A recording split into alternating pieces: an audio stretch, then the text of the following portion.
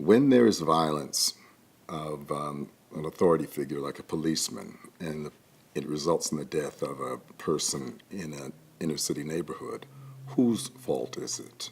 And in our culture, on the evening news, do we ever see those honorable men and women in the blue actually have a human moment in front of the camera when they have to acknowledge the intractable nature of their situation, and as a result, all of our situation, and they have, "I'm sorry." Big words when you feel you have the right on your side.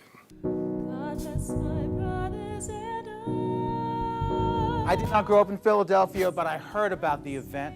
I heard about a particular organization, proud organization. They lived a particular lifestyle. The hair, the food, the clothing, something about it was of the earth and all organic. And they lived together in that house. And for whatever complex reason, that house became a threat to the neighborhood and the police department and the fire department. The helicopter comes over this home. It drops 2 containers that are incendiary. The house begins to become engulfed in flames.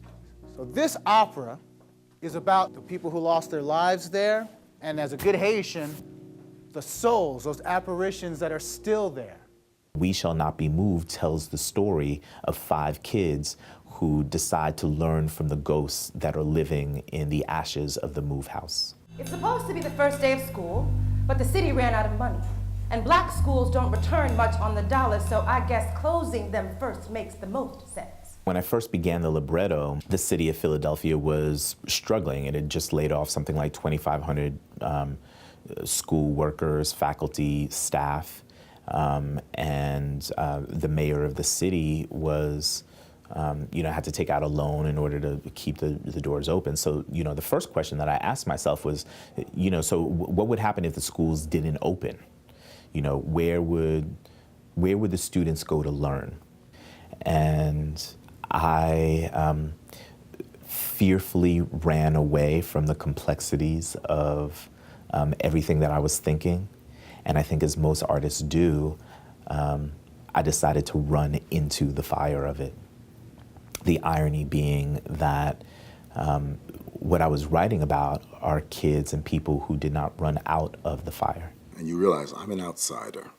I knew this as the rest of the nation knew it from the evening news. It's a privilege and sort of terrifying to be asked to come in and negotiate a work in which that event is background radiation. And it is radioactive still. This piece has almost 2 poles.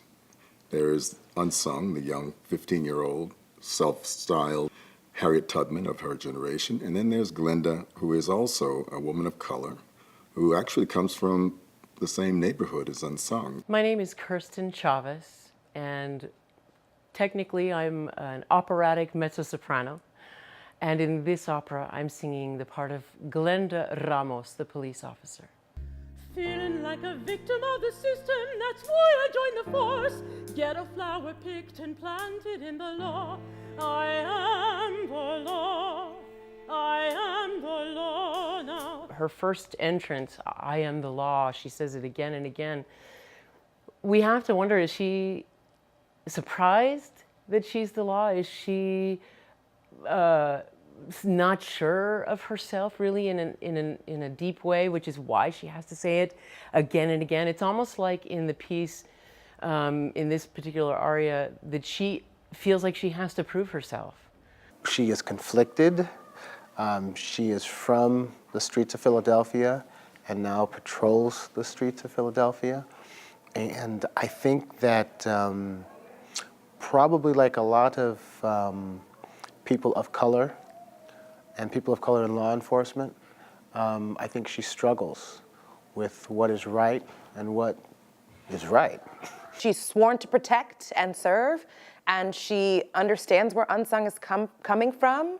Glenda has dealt with violence in her own life, and it's clear that she didn't have the greatest upbringing. There's a lot of polemics on the stage, but ultimately it comes down to a very human confrontation. There's a point at which, for me, when we're performing, when I have my very first encounter with Unsung. And we try to have a bit of an exchange, and it's not really going anywhere. It's like she's not yet invited me in.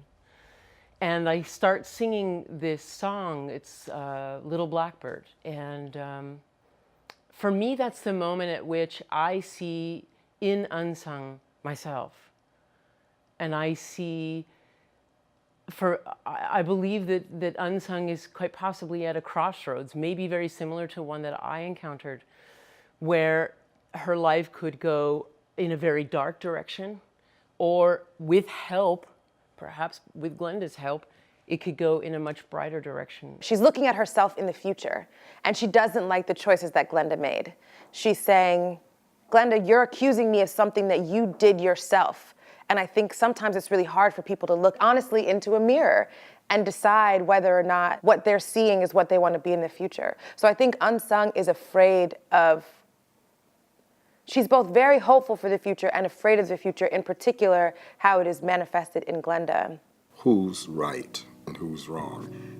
There are nuances and gradations of culpability that can only be resolved in somebody taking responsibility and saying, I'm sorry for the part I played in this.